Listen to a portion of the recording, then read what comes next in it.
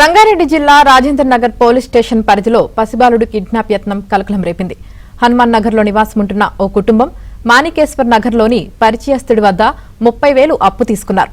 అప్పు చెల్లించకపోవడంతో అతడు ఇంటికి వచ్చి వారితో వాగ్వాదానికి దిగాడు. అప్పు తీర్చనందుకు 21 రోజుల బాబును తీసుకువెళ్లేందుకు అతడు ప్రయత్నించాడు. దీంతో ఆందోళనకు గురైన కుటుంబ సభ్యులు డైల్ 100కు ఫోన్ చేసి పోలీసులకు సమాచారం అందించారు. వెంటనే అక్కడికి చేరుకున్న పోలీసులు చిన్నారి కిడ్నాప్కు యత్నించిన వ్యక్తిని అదుపులోకి తీసుకున్నారు. ఒకవేళ తీసుకుపోయే కన్నా నమ్మేసిర్రు ఏమన్నా చేసుకున్నారు అయితే అప్పుడు మా ఫ్యూచర్ ఏంది? లేక 8 సంవత్సరాలు పుట్టిన బాబు మాకు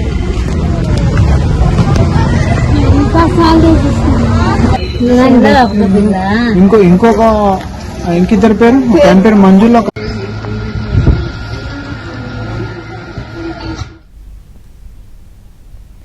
ఇక ఇదే అంశానికి సంబంధించి పూర్తి సమాచారం మా ప్రతినిధి మణికంఠ అందిస్తారు. మణికంఠ, యామిని రంగారెడ్డి జిల్లా రాజేంద్ర నగర్ పోలీస్ స్టేషన్ పరిధిలో అప్పు తీర్చలేదన్న కోపంతో ఓ వ్యక్తి 21 రోజుల చిన్నారిని తీసుకెళ్లేందుకు ప్రయత్నించిన ఘటన ప్రస్తుతం సంచలనంగా మారింది.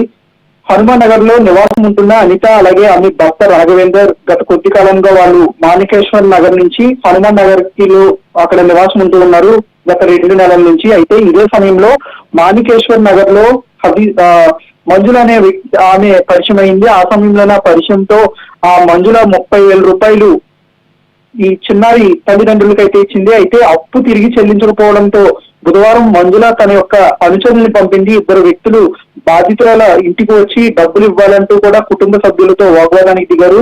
అప్పు చెల్లించే వరకు మీ కుమార్తెని తీసుకువెళ్లిపోతున్నాను, డబ్బులు ఇచ్చిన తర్వాతే మీ కుమార్తెని ఇస్తానంటూ కూడా ఆ వ్యక్తి ఆ చిన్నారిని తీసుకుని వెళ్లే ప్రయత్నం చేశాడు. దాదాపుగా 21 రోజుల వయసు ఉన్న చిన్నారిని తీసుకువెళ్లే ప్రయత్నం చేయగా కుటుంబ సభ్యులు కొంత ఆందోళనకు గురై వెంటనే స్థానిక పోలీసులకు అయితే సమాచారం అందించారు.